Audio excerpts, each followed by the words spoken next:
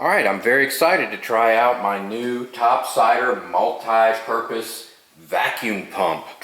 So this will be a top size oil change and no more ramps or jacks. So that'll be different for me. I like to get underneath the car and pull the plug so I can inspect and look around, but really I haven't found anything over the years.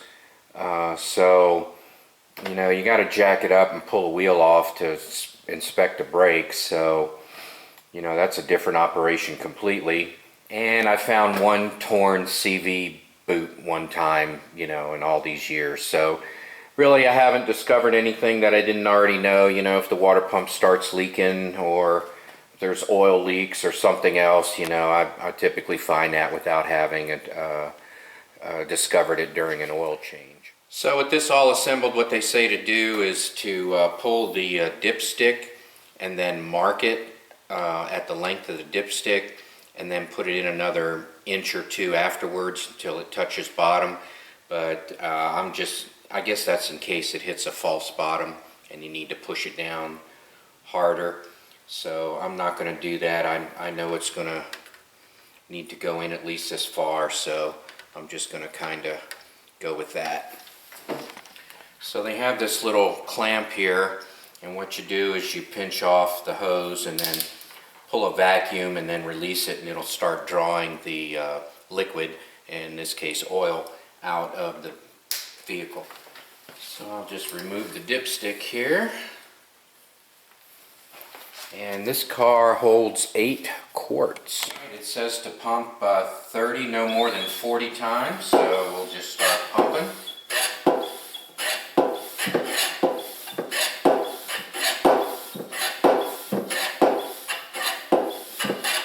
Alright, instead of marking it, I kind of crudely measured it to here. That's the dipstick length to the top here, like that.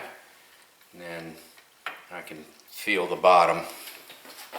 Well, I haven't even released it yet, and it's already drawn the oil out. So I'm going to go ahead and release it. Apparently when it's done, there's this gurgling sound, as it's like a vacuum cleaner sucking up liquid, and the bubbling, gurgling is very prominent. So we'll see how prominent that is. And we're sucking up 8 quarts. Now I priced various containers that do this, the Mighty Vac, the Track 7, the Air Power.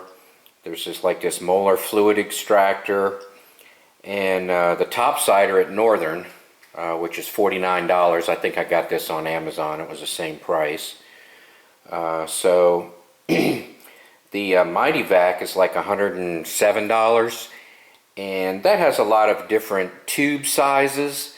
So if your oil dipstick tube is smaller or larger, you can change those out. But I figured I can always go to Home Depot or Lowe's or something and get some tubing if I wanted some different sizes. And then I can make an adapter for tubing here, or where it necks down to the other tube. See right here where the two types of tubing are joined together, there's a little piece of rubber in there that they use as a coupling to go from one size to the other.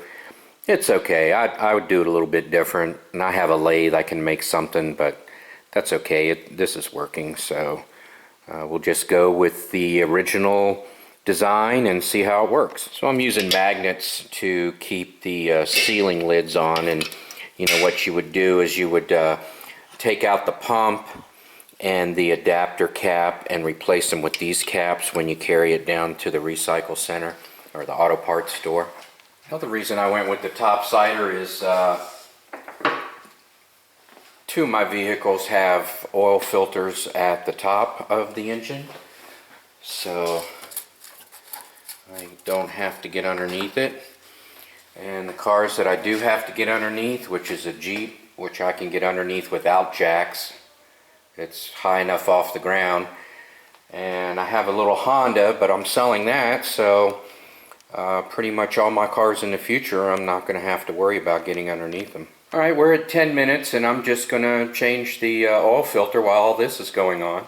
Now what about removing every single drop? Well, it turns out that actually you get more out with one of these vacuum pumps than you do with the drain plug, because the drain plug, unless, even if it goes up 90 degrees and the car's on ramps and it's tilted back, there's still an area in the oil pan that will not empty. And I've long stopped trying to get every bit of oil out of the engine because, my goodness, it's almost impossible to get all the oil out of the engine, especially if you run it and it's warm.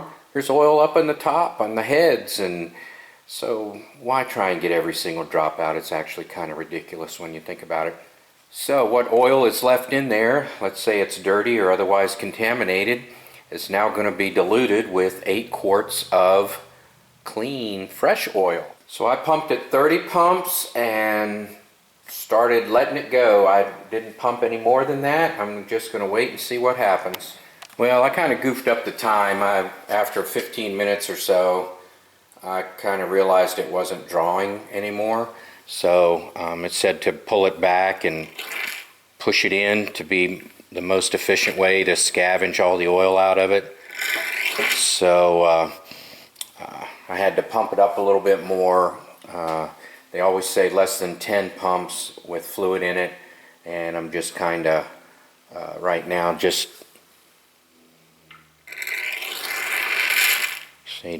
hunting down where the level is and waiting to draw it all out. Well, it definitely takes longer doing it this way than just pulling the drain plug out, but it's a lot safer and I really don't mind. I guess you can always go off somewhere. So that timer is actually my restart. So it's been going for 15 minutes after I realized that I had only pulled out about 1.5 quarts originally before it stopped. And so now we're back up to 15 minutes.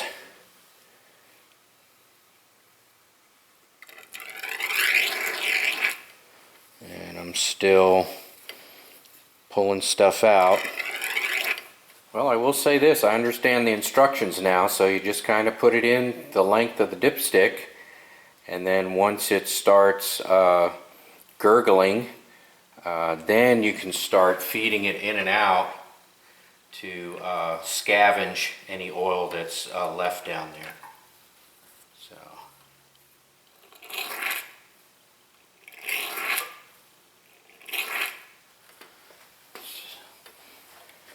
So it took about 40 minutes total time for me to extract the oil out of the vehicle, and that was with about 10 minutes of oops, it wasn't drawing any liquid out, and I kind of had to start over. So I'm getting to the end. I only have to pull it out an inch or so to get it to gurgle. So almost. And it was 8 quarts, like I said, you know, what are most cars 4, I guess some 6 cylinders are 8 because of the long oil pan.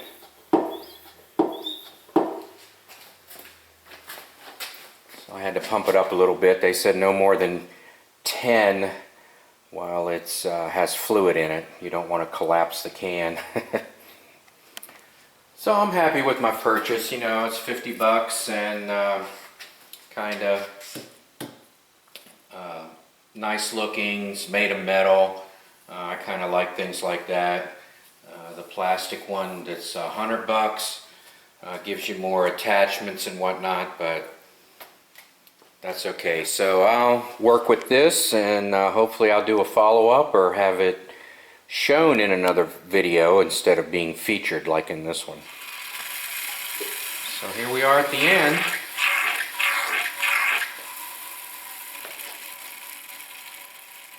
And that's what it sounds like. I'll give it a few pumps again just to record the gurgling sound.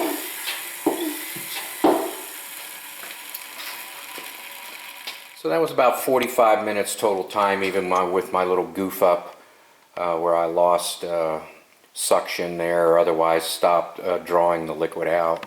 So I'm just going to hang the hose up and let gravity do its thing. I'm sure by the morning it'll be completely clear. I don't know if you ever turned a bottle of oil upside down to get all the oil out of it, and if you had it upside down all night and look at it the next morning, you'll notice that, gosh, there's not leaving a drop in there. It looks like oil has never been in the bottle. So gravity and oil, interesting stuff. Okay, there it is, 8 quarts of oil in there, so it can definitely hold at least 8 quarts, and I still see plenty of room for more. I guess it's about right here. The pump itself had a little bit of oil around here, but I saw no other evidence of the pump inside and touching the oil. So I'll just take my cap and cap it off. And now I'm ready to carry it to the auto parts store and dump it. One interesting little side note is when I started pouring the oil in, I had a moment because I knew I didn't put the plug back in. It was like so that kind of was interesting to have that experience, little scare like it was going to run out the bottom. And through the magic of gravity, the tube is clear again.